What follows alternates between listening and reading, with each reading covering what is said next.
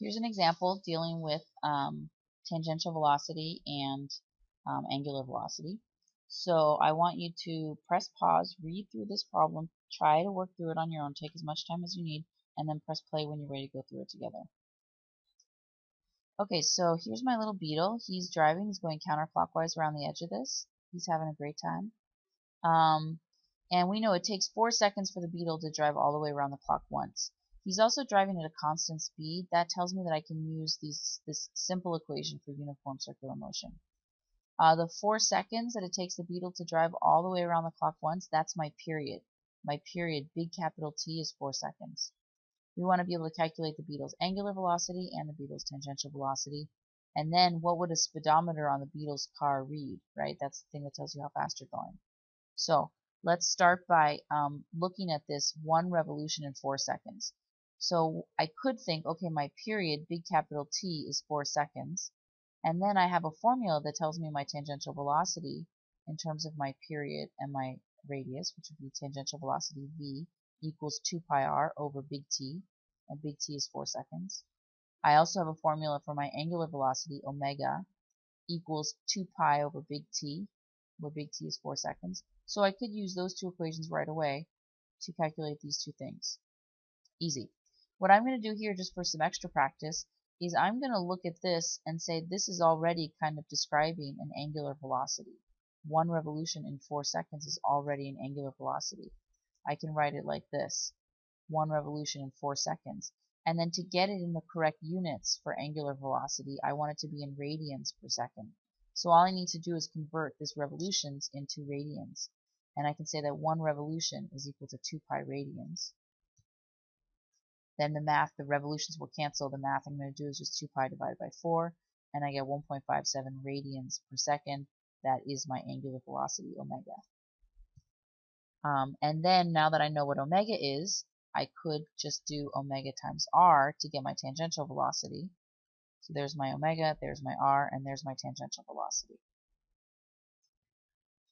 Or another thing I could do is start with the 1 revolution per 4 seconds and convert this into meters per second, which would be the units that I use to describe tangential velocity. So I could multiply this and say, well, how many meters do I travel in 1 revolution? I travel 2 pi times r meters, right? Going around here once, how many meters is that? That's just the circumference of the circle. So that's just 2 pi times r meters. And that's the same as 1 revolution. So r is equal to 0.5, the revolutions cancel, and I get the same answer for my tangential velocity. So I just got these a couple different ways just for practice. Finally, the question, what would the speedometer on the beetle's car read? That is reading how fast he's going. That would be in meters per second. That's the tangential velocity. Let's do another one. So press pause, take some time, and read through this. And then press play when you're ready to go through it with me.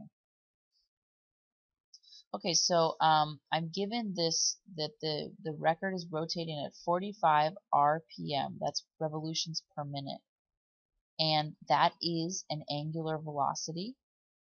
This will also be the angular velocity of both bugs, because your angular velocity just tells you how fast you're completing your circles. And both bugs are going to be completing their circles at the same rate at 45 RPM. It doesn't matter where they are on the record. So for both bugs, their angular velocity is 45 revolutions per minute. Let's put that in our normal units for angular velocity, which is radians per second. So I'm going to convert between revolutions per minute. I want to convert that into radians per second. So first I can convert between revolutions and radians. So I can say 2 pi radians is the same as 1 revolution. That lets me cancel my revolutions.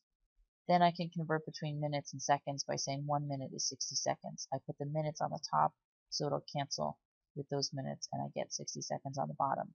So the math I would do is 45 times 2 pi divided by 60. And that gives me 4.71 radians per second. That's my angular velocity, omega. That's the angular velocity for the beetle and the ladybug. Now that I know my angular velocity, I can look at for each one. Let's start by looking for the ladybug, and I can calculate the tangential velocity, because I know the ladybug's angular velocity and I know the radius of the circle the ladybug is making.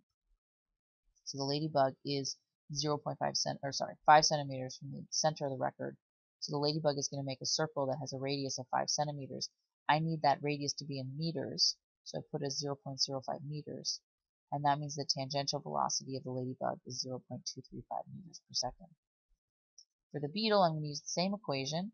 The beetle has the same angular velocity, but the radius of the circle that the beetle is making is 15 centimeters because he's sitting at the edge of that 15 centimeter record.